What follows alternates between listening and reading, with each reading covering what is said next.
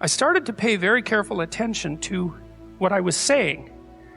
I don't know if that happened voluntarily or involuntarily, but I could feel a sort of split developing in my psyche. And I've actually had students tell me the same thing that has happened to them after they've listened to some of the material that I've been describing to all of you. But I split into two, let's say. And one part was let's say the old me that was talking a lot and that liked to argue and that liked ideas. And there was another part that was watching that part, like just with its eyes open and neutrally judging. And the part that was neutrally judging was watching the part that was talking and going, that isn't your idea. You don't really believe that. You don't really know what you're talking about. That isn't true. And I thought, that's really interesting. And that was happening to like 95% of what I was saying. And so then I didn't really know what to do. I thought, okay, this is strange. So maybe I've fragmented and that's just not a good thing at all. I mean, it wasn't like I was hearing voices or anything like that. I mean, it wasn't like that. Well, people have multiple parts. So then I had this weird conundrum. It was like, well, which of these two things are me? Is it the part that's listening and saying, no, that's rubbish, that's a lie, you're doing that to impress people, you're just trying to win the argument, you know? Was that me, or was the part that was going about my normal verbal business me? And I didn't know, but I decided I would go with the critic. And then what I tried to do, what I learned to do, I think, was to stop saying things that made me weak. I mean, I'm still trying to do that because I'm always feeling when I talk whether or not the words that I'm saying are either making me align or making me come apart.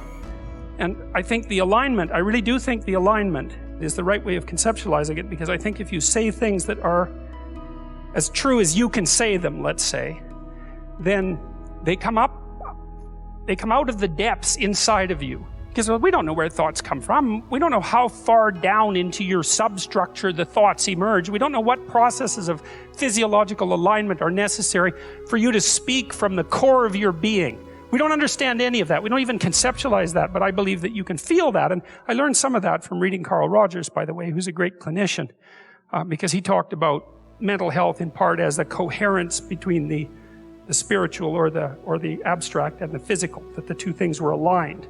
And there's a lot of idea of alignment in psychoanalytic and clinical thinking. But anyways, I decided that I would start practicing not saying things that would make me weak.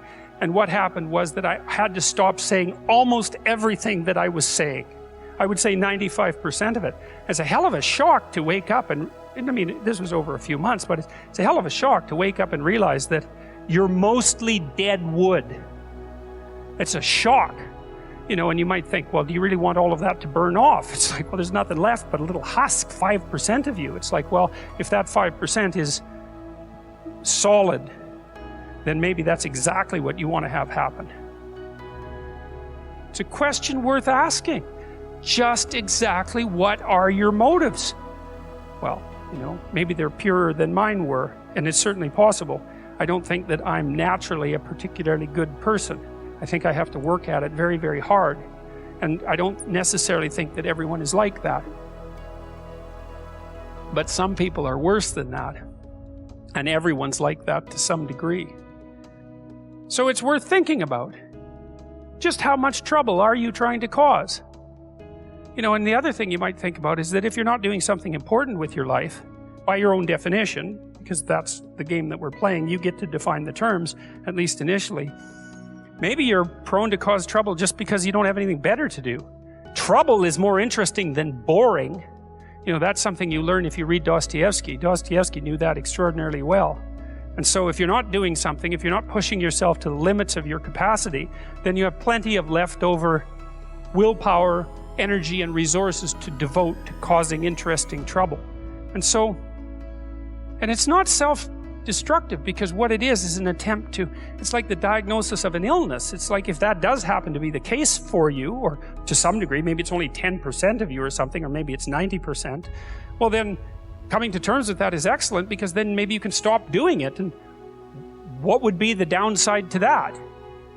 You'd have to give up your resentment, obviously, and your hatred and all of that, and that's really annoying, because those emotions are very they're easy to engage in, and they're engaging, and they have this feeling of self-righteousness with them, and that goes along with them. But you're not doing this in order to put yourself down. You're doing this in order to separate the wheat from the chaff and to leave everything that you don't have to be behind.